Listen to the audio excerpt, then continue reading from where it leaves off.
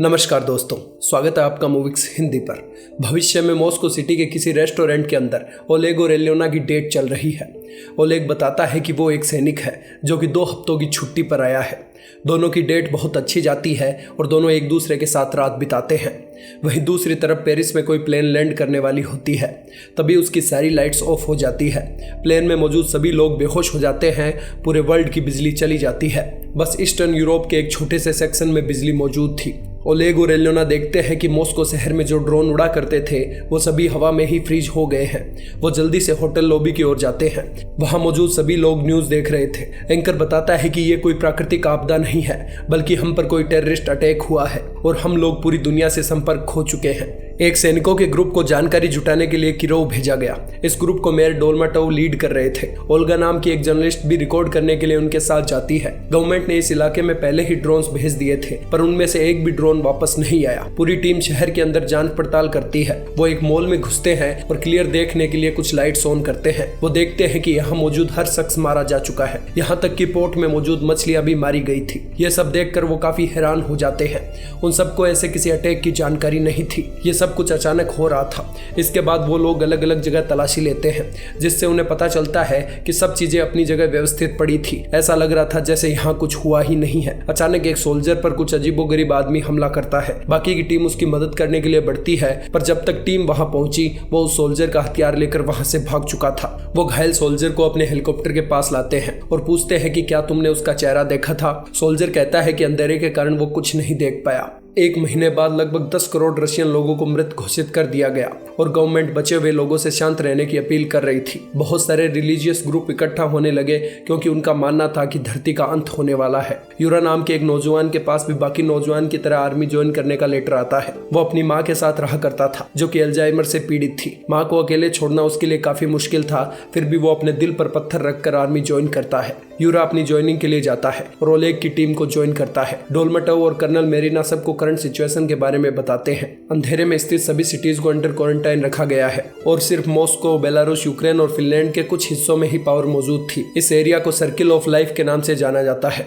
वापस लौट कर आने वाली टीम अपने साथ डेड बॉडीज लेकर आई थी, जिससे पता चला कि इन सब की मौत न्यूरोटॉक्सिन्स की वजह से हुई है। ये वो केमिकल्स है जो ह्यूमन बॉडी द्वारा प्रोड्यूस किए जाते हैं। नई टीम के लिए अब 2 टास्क थे। पहला, वहां जाकर कुछ क्लू ढूंढना ताकि साइंटिस्ट इसके ऊपर रिसर्च कर सके, और दूसरा, उन्हें रोजमर्रा के सामान लेकर आने हैं क्योंकि मॉस्को में इनकी भारी कमी हो रही थी। उन्हें काफी सावधानी बरतनी होगी क्योंकि उन लोगों ने बहुत सी टीम भेजी थी, पर उनमें से बहुत कम टीम ही वापस आ पाई थी। जब सब तैयार हो जाते हैं तो वहां कुछ और वॉलंटियर्स भी आते हैं। ओलेग उन वॉलंटियर्स में एलियोना को देखकर काफी सरप्राइज्ड हो जाता है। अचानक एक अलार्म बजती है जो कि किसी अटैक की चेतावनी थी। एक दुश्मनों का झुंड उनकी ओर आ रहा था। सोल्जर बेस और क्वारंटाइन जोन के बीच में आ जाते हैं। तभी बेस की बिजली चली जाती है। डोलमाटोव रोशनी के लिए फ्लेयर गन छोड़ता है। तभी कुछ जीव उनके ऊपर हमला कर देते हैं। सोल्जर उनके ऊपर फायर करते हैं, पर कुछ एनिमी उन तक पहुंच जाते हैं। इसी बीच ओलेग बेहोश हो जाता है। सुबह जब उसकी आंख खुलती है तब एनिमी उसके ऊपर पड़ा था। सब मिलकर उसे वहां से हटाते हैं। वो एक बड़ा सा भालू था। बॉर्डर के दूसरी तरफ हजारों भालुओं के मृत शरीर पड़े थे। किसी को भी समझ नहीं आ रहा था कि आखिर भालू ऐसा क्यों कर रहे हैं। ओल्गा सब कुछ रिकॉर्ड कर रही थी। ओलेग को चेकअप के लिए ले जाया जाता है तो उसे पता चलता है कि एलियोना एक डॉक्टर है। वो उसकी दर्द में मदद करती है और जब वो कराहने लगता है तो एलियोना उसे किस करके कंफर्ट करती है। दूसरी ओर मरीना और डोलमाटोव आपस में कुछ डिस्कस कर रहे थे। लोगों के एक ग्रुप में ब्लैकआउट के बाद से ही कुछ स्पेशल पावर आने लगी थी। मरीना बताती है कि वो कोई सुपर हीरो नहीं है। उनके दिमाग के अंदर रेडियो की तरह सिग्नल्स मिलते हैं। उनके पास इतनी ज़्यादा जानकारी नहीं थी कि वो पता लगा सके कि ये सब कैसे काम करता है। इन आदमियों को सेंसर कहा जाता था। ऐसा ही एक पावरफुल सेंसर था शाशा, जिसे मिलिट्री हॉस्पिटल में रखा गया था। जब से ब्लैकआउट हुआ था उसे अपने सपनों में एक अजीबोगरीब गंजा आदमी दिखाई देता था। आज उससे मिलने कोई जेना नाम का शख्स आया था। वो बताता है कि उसे किसी ईड नाम के आदमी ने भेजा है। साथ ही वो कहता है कि पहली वेव ने सारे इलेक्ट्रॉनिक्स को तबाह कर दिया है, दूसरी वेव सारे बायोलॉजिकल ऑर्गेनिज्म को डिस्ट्रॉय करने वाली है और तीसरी वेव में सभी क्वारंटाइन जोन पर अटैक किया जाएगा। अटैक करने वाले लोग लाखों में हैं और उनका चेहरा भी नहीं है। वो बताता है कि उनके पास अभी भी समय है, वो इस बर्बादी को रोक सकते हैं। शाशा इस मामले में कुछ नहीं करना चाहता था, इसलिए वो सिक्योरिटी को बुलाता है, पर सोल्जर जेन्या को नहीं देख पा रहे थे। वो डॉक्टर से कहते हैं कि शाशा का दिमाग खराब हो चुका है। बाकी के सोल्जर अपने मिशन के लिए निकलते हैं। यूरा ओल्गा के साथ ही था। ओल्गा उससे कुछ सवाल करती है ताकि उनको रिकॉर्ड किया जा सके। इसके बाद वो क्वारंटाइन जोन में पहुंचते हैं। यहाँ वो देखते हैं कि टैंक्स बुरी तरह तबाह किए गए थे, साथ ही कुछ बिल्डिंग्स को भी नष्ट कर दिया गया था। इससे पता चलता है कि थर्ड वेव यहाँ शुरू हो चुकी थी। इस तबाही की तस्वीरें देखकर बचे हुए लोग काफ़ी पैनिक करने लगते हैं। इसके चलते काफ़ी उग्र प्रदर्शन और क्राइम रेट बढ़ने लगता है। सोल्जर्स को ग्रुप्स में डिवाइड कर दिया जाता है ताकि ज़्यादा से ज़्यादा जगह कवर की जा सके। यूरा और ओल्गा ग्रुप नंबर 7 में थे। जब वो एक जंगल से गुजरते हैं तो दोनों के बीच थोड़ी फ्लर्टिंग होने लगती है। रिकवर होने के बाद ओलेग वापस आता है और टीम नंबर 4 को ज्वाइन करता है। ये टीम किसी स्मॉल टाउन को इन्वेस्टिगेट कर रही थी। एक सोल्जर को स्टोरेज रूम को ओपन करता है, तभी उसमें से लोहे की रोड निकलती है और वो सोल्जर चोटिल हो जाता है। टीम डॉक्टर्स के आने तक एक घर में रुकती है। अगली सुबह एलियोना आती है और बताती है कि सोल्जर को मॉस्को ले जाना होगा, वरना वो अपना पैर खो देगा। ग्रुप 7 भी एक अपार्टमेंट में रात बिताता है। जब वो लोग कुछ खा रहे थे तो यूरा नोटिस करता है कि एक स्टोर में कुछ अजीब चल रहा है। वो ओल्गा की रिकॉर्डिंग चेक करता है। इससे उसे पता चलता है कि जब वो यहाँ आए थे तो उस स्टोर का दरवाजा नहीं खुला हुआ था। यूरा और कुछ सोल्जर स्टोर में जाते हैं। वहाँ उन्हें कुछ सबूत मिलते हैं। वो लोग वहाँ कुछ जाल बिछाते हैं और वापस अपार्टमेंट में आ जाते हैं। रात के समय सब वहाँ से निकलने को तैयार थे। यूरा सबको फ्लेयर गन देता है ताकि वो फंसने पर इसका इस्तेमाल कर सके। टीम फिर से स्टोर में जाती है। वो देखते हैं कि एक लड़का वहाँ बेहोश पड़ा है। वो लोग उसे लेकर फिर से अपार्टमेंट में आ जाते हैं। सोल्जर उसकी मदद करने की कोशिश करते हैं, तभी वो लड़का चाकू निकालता है और एक सोल्जर का काम तमाम कर देता है। बाकी सोल्जर उस लड़के पर गोलियों की बौछार कर देते हैं और उसे मार देते हैं। वहीं दूसरी ओर साशा ताज़ा हवा लेने के लिए बिल्डिंग के टॉप पर आता है। यहाँ उसे ईड मिलता है। जेन्या सिर्फ एक मेंटल कनेक्शन था, पर ईड वास्तव में यहाँ आया था। वो चाहता था कि साशा उसकी मदद करे। वो साशा को अपना फेस दिखाता है, जिससे उसे पता चलता है कि वो कोई ह्यूमन नहीं है। उसी समय मरीना अपने कुछ सोल्जर्स के साथ वहां आती है, पर सोल्जर अचानक मरीना पर ही गन्स तान देते हैं।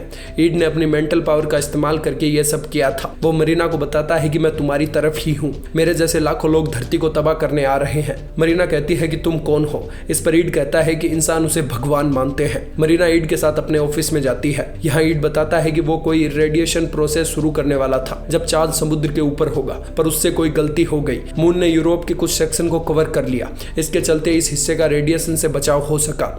इसी के चलते सर्कल ऑफ लाइफ क्रिएट हुआ था। क्वारंटाइन जोन में बचे हुए सभी लोग माइंडलेस ड्रोन हैं जो कभी भी अटैक कर सकते हैं। ईड की प्रजाति नष्ट होने लगी थी, इसलिए उन्हें कोई ऐसी जगह की जरूरत थी जहां वो रह सके। इसके बाद वो बताता है कि हजारों साल पहले एक वेव 0 थी। ये वेव मानव जाति थी जिन्हें एलियंस द्वारा धरती की मूल आबादी को नष्ट करने के लिए भेजा गया था। वो लोग काफी डेवलप्ड थे। उन्होंने पिरामिड जैसी कई चीजें बनाई थी, इसलिए इंसान उन्हें तबाह करने के लिए एक परफेक्ट बायो वेपन थे। इंसानों का डीएनए काफी हद तक ईड के लोगों से मेल खाता था। ईड के प्लेनेट से एक बहुत बड़ी आर्मी कल यहाँ पहुंचने वाली है, पर उसका भाई रा ऑलरेडी यहाँ आ चुका है। ईड उसके तरीकों से बिल्कुल सहमत नहीं था, इसलिए वो उसे ढूंढ रहा था, पर उसकी लोकेशन का पता सिर्फ साशा लगा सकता था क्योंकि उसे सपनों में सब कुछ दिखाई देता था। उसी समय सभी टीम्स पर माइंड कंट्रोल्ड इंसानों द्वारा अटैक किया जाता है। आर्मी पूरा दम लगाकर उन्हें रोकने की कोशिश करती है, पर वो लोग बहुत ज्यादा थे, जिसके चलते बहुत सारे सोल्जर मारे जाते हैं। बचे हुए सोल्जर वहां से भाग जाते हैं। जब अपार्टमेंट में धमाका होता है तो यूरा फ्लेयर गन छोड़ने के लिए कहता है, पर सभी टीम्स मदद के लिए इनका इस्तेमाल कर रही थी, इसलिए उनकी मदद के लिए शायद ही कोई आने वाला था। जब अपार्टमेंट में धमाका होता है तो ग्रुप 7 के मेंबर्स अटैकर से बचने के लिए बिल्डिंग के टॉप पर आ जाते हैं। दूसरी तरफ मरीना का फोन बजता है। उसे पता चलता है कि टीम्स पर अटैक हो रहा है। ईड बताता है कि वो टाइम वेस्ट कर रहे हैं। वो दोनों जेन्या और साशा को लेकर बेस की ओर जाते हैं। बेस पर पहुंचने के बाद ईड साशा की मदद से रा की लोकेशन का पता चलाता है। वो किरोव के किसी स्काई स्क्रैपर में मौजूद था। ईड चाहता था कि सारे सोल्जर को रा के पीछे लगा दिया जाए, पर डोलमाटोव वहां आता है। उसे ईड के ऊपर बिल्कुल भरोसा नहीं था। तभी एक सोल्जर आता है और बताता है कि मॉस्को के ऊपर भी अटैक हो गया है। इस बार मरीना डोलमाटोव को समझाती है और कहती है कि ईड ही उनकी अंतिम उम्मीद है। वहीं ग्रुप 7 डिसाइड करता है कि वो नीचे की ओर जाएंगे और अपने साथियों को ढूंढेंगे। ओल्गा नीचे उतरने में काफी डर रही थी। यूरा उसे किस करके शांत करता है और नीचे की ओर उतारता है। जब वो स्ट्रीट पर चल रहे थे तो वहां कुछ लोग मौजूद थे। सोल्जर बिना उनसे पूछताछ किए उन्हें भून देते हैं। ओल्गा ये देखकर काफी उदास हो जाती है। यूरा उसे समझाता है कि अब किसी पे भी भरोसा नहीं किया जा सकता। उनके ऊपर कुछ और लोग भी अटैक करते हैं। सभी सोल्जर मारे जाते हैं, पर यूरा उनसे लड़ता है। इसी बीच यूरा इंजर्ड हो जाता है। ओल्गा उसे लेकर एक गैराज में आती है। ओल्गा उसकी मरहम पट्टी करती है। वहां उन्हें एक गाड़ी मिलती है जिसे लेकर वो वहां से निकल जाते हैं। वहीं बेस पर साशा कहता है कि मैं तुम्हारे साथ नहीं जाने वाला, क्योंकि विजन के दौरान रा ने भी मुझे देखा होगा। ईड उसे वहीं रुकने के लिए कहता है ताकि वो सुरक्षित रहे। जब टीम टैंक्स लेकर निकल रही थी तो मरीना नोटिस करती है कि साशा उनके साथ नहीं है। वो सबको रोकती है, तभी बहुत सारी रॉकेट्स बेस पर हमला करती है और पूरा बेस तबाह हो जाता है। मरीना ईड के ऊपर गन तानती है और कहती है कि तुम्हें पक्का इसके बारे में जानकारी होगी। ईड इसके लिए हामी भरता है। वो कहता है कि अगर साशा उनके साथ होता तो पूरी टीम मारी जाती और वो कभी ये जंग नहीं जीत सकते थे। दूसरी ओर ओलेग और एलियन यूरा और ओल्गा से मिलते हैं। डोल्माटोव की टीम जब वहां से गुजरती है तो चारों उसे ज्वाइन करते हैं। घंटों बाद टीम किरोव पहुंचती है।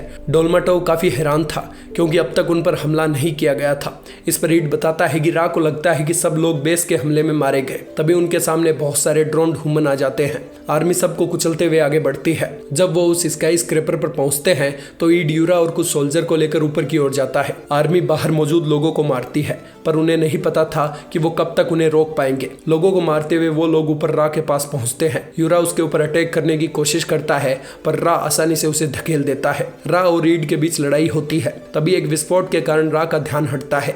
ईड इसका फायदा उठाता है और उसके ऊपर हमला करके उसकी बॉडी से एक डिवाइस निकालता है। यूरा जल्दी से एक ग्रेनेड रा के अंदर डाल देता है। रा मारा जाता है। ईड अपनी पावर्स का इस्तेमाल करता है और सभी कंट्रोल्ड ह्यूमंस को रिलीज कर देता है। इसके बाद ईड कहता है कि हमें अब बस आने वाले एलियंस को मारना है। जेने यह नहीं समझ पा रहा था कि ईड ने ब्लैकआउट होने से पहले सबको वॉर्न क्यों नहीं किया। एलियोना और मरीना उसे कहते हैं कि तुम इंसानों का यूज कर रहे हो।